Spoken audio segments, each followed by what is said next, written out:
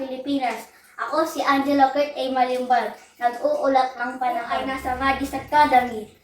Ngayon, araw ng Merkules, ika-25 ng Marso 2026. At samahan ninyo ako alamin ang lagay ng ating panahon. Kuya, nararanasan natin ang mainit at malansanan na panahon sa ating bansa. Wala naman binabantayan na low pressure area o parating na bagyo sa mga susunod na araw. Ramdam na ramdam natin ang summer, kaya maraming tao gusto pumunta sa beach. Ang ating temperatura nasa 33.42 degrees Celsius. Ang humidity 62%.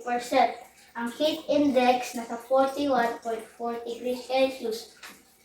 Dahil dito, asahan ang matinding init sa pagkaramdam, kaya iwasan ang matagal sa babad ng araw.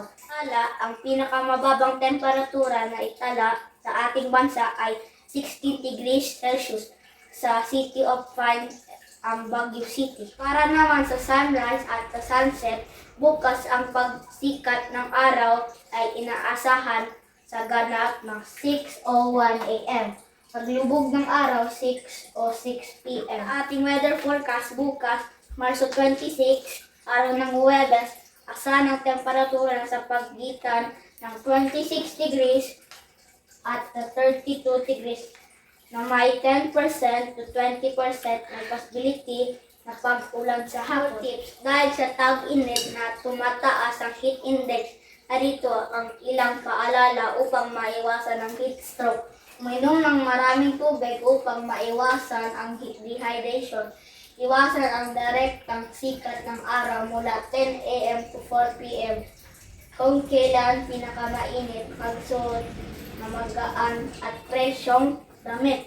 Gumamit ng payong o sombrero kung lalabas at maglagay ng dagdag protection tulad ng sunscreen. Weather trivia. Alam mo ba ang pinakamataas na heat index na itala sa Pilipinas ay 53 degrees Celsius sa Tagupan City noong 2023. Kaya mahalaga alagaan ang lusugan sa mainit na panahon. Patuloy na sumbaybayan ang mga latest update mula sa Pag-asa at iba pang weather channel.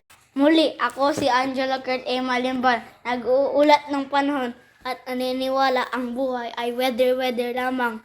Hanggang sa muli. Maraming salamat po.